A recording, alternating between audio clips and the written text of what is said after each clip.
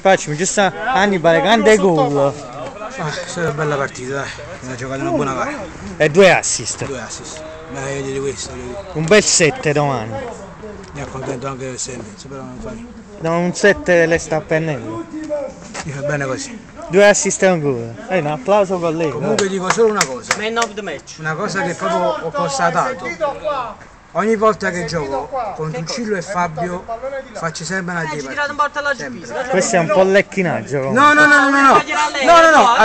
pure lui, ma anche con lui, quando è un quiz, cioè, gioco sempre buono, non lasci perché, non è questione di lecchinaggio. No, perché io dico quando gioco una chiave. Vabbè, però metti partita dalla premessa essere il più scarso. Ma boh, ma non fa niente. Non mi interessa. Sì, pure Fabio andare a sparare. Non mi interessa questa cosa. Cazzo fa?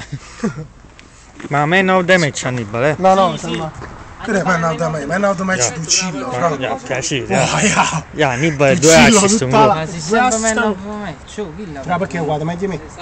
Perché guarda meglio me? Chissà guarda meglio te. Ma anche isso? Ma la dà su ciò pure e l'avversario. Ma che vince una partita, stai calmo. Ma partita, sto vincendo su 6 settimane. Allarmare. Su 6 settimane qualcosa. Pensa, Raffaele Barra Si sta agitando. Si sta agitando. Raffaele Barra per vincere deve giocare con me. Chiediglielo. Dovete agitare. Però io di una cosa, mi ha fatto un burdello per fare la Vicenza e poi no, guarda. In Napoli si vuole togliere Ramos. Di meno, hai avuto No, quella hai sassata. a giocare con Napoli. Hai avuto quella sassata, mo baff. Un po' che panchina, ci sta. Come ha fatto? Vado a girare. Il pallone. No, il pallone. Perché dovete fare il pallone? Perché da palla? La bravura di Tuccillo si è espressa al massimo quando vicino a Diego Batti. Come dico, ma arancio, non faccio. Niente di meno, però nei frasi Però non fallo, la bravura di Tuccillo.